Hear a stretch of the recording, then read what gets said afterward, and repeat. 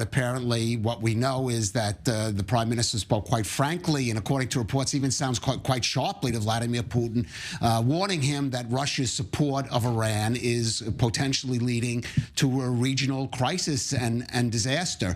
And of course, Prime Minister Netanyahu had been very careful up to this point, certainly before October 7th, to try to balance Israel's activities and including its support or whatever, or its arguable support for the Ukraine.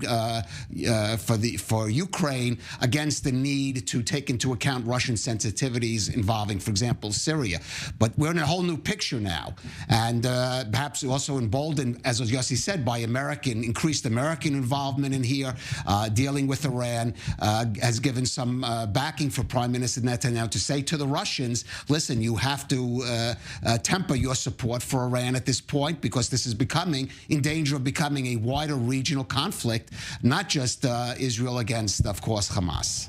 So this is a first conversation with Putin, and we know they discussed the Security Council votes, and Putin expresses dismay in the amount of people in Gaza who are hurt and died. This is Putin, who is engaged in a war in Ukraine, but is expressing dismay of what's happening. And not just Ukraine, Chechnya, for example. We could give many other examples.